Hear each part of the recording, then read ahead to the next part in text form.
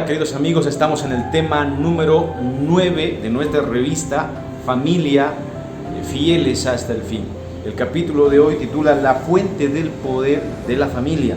Si tenemos alguna preocupación por la salvación de vuestra alma, debemos efectuar un cambio decisivo. Si usted está preocupado por la salvación de su alma, lo primero que debe hacer es hacer un cambio en su vida.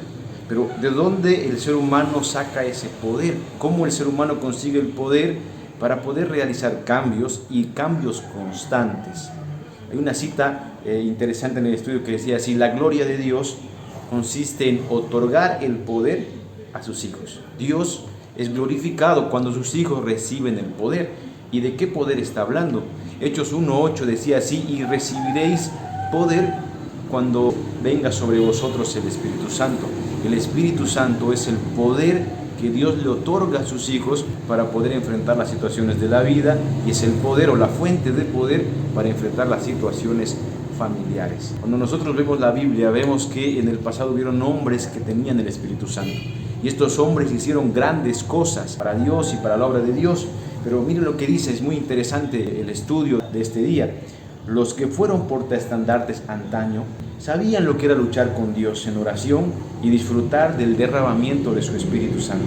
Pero los tales están desapareciendo del escenario.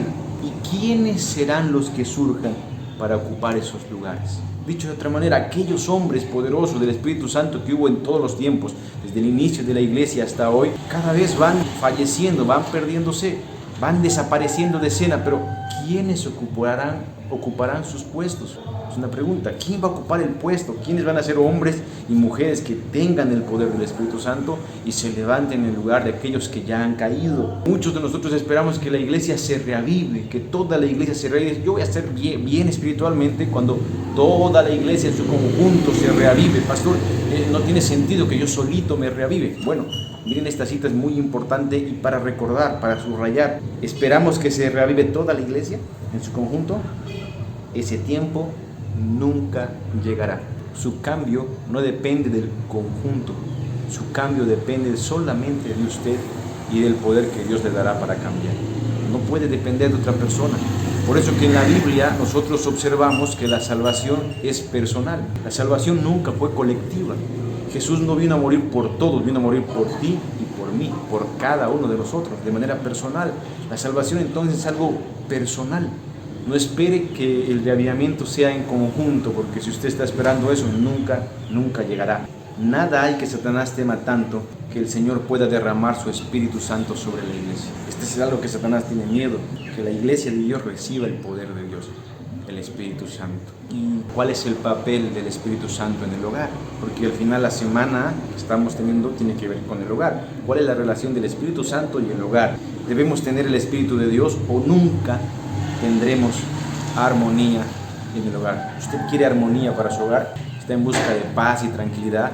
¿Está cansado de las peleas y discusiones familiares? Nunca tendrá armonía a menos que su hogar cuente con la fuente del poder de Dios, o sea, cuente con la presencia del Espíritu Santo.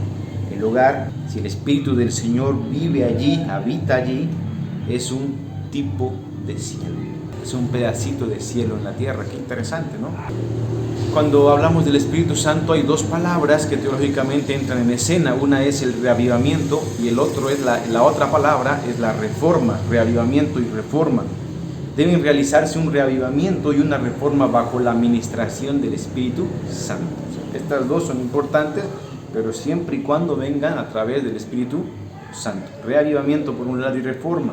Reavivamiento y reforma son dos cosas diferentes. Ahora vamos a explicar qué son. Reavivamiento significa una renovación de la vida espiritual, una vivificación de las facultades de la mente y del corazón, una resurrección a la muerte espiritual. Por otro lado, la reforma, que es la reforma significa una reorganización, un cambio de ideas y teorías y hábitos y prácticas.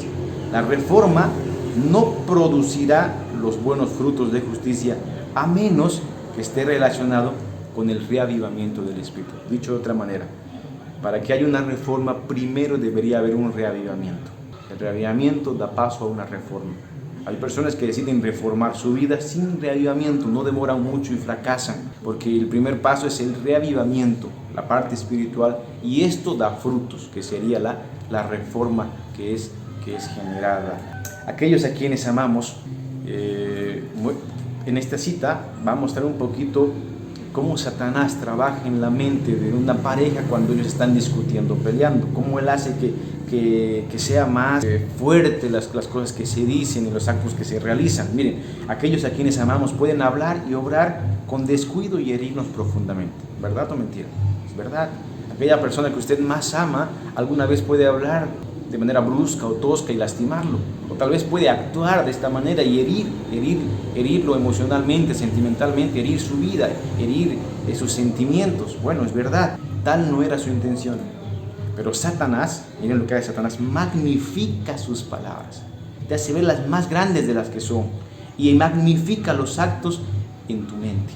Entonces nosotros, enojados porque vemos demasiado grande esta acción y estas palabras, nos erguimos para resistir a la persona que pensamos que nos hirió.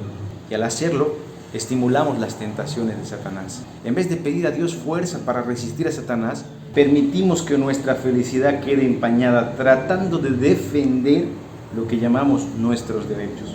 Así, concedemos una doble ventaja a Satanás. Usted percibe, en las situaciones diarias de la vida, la pareja se pelea, se discute, existen actos que suelen ser interpretados como abusivos o agresivos y hasta podrían serlo. Satanás aprovecha y magnifica estas situaciones en la pareja para que él sea el ganador en esta historia.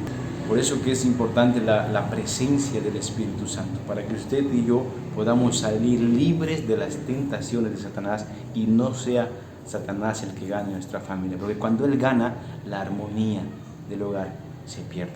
Pero ¿cómo podemos saber qué personas tienen o no tienen el Espíritu Santo? ¿Cómo podemos saber? Y aquí hay una descripción linda, muy linda en el estudio sobre cómo saber. Y miren lo que dice: los orgullosos y agresivos se volvían mansos y humildes de corazón. Los vanidosos y arrogantes se volvían serios y discretos.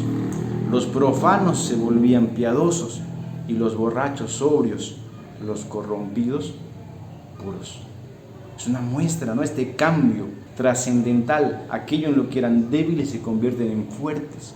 Los cristianos no buscaban la belleza exterior como peinados ostentosos, joyas de oro, vestidos lujosos, sino la belleza que procede de lo íntimo del corazón y consiste en un espíritu suave y apacible.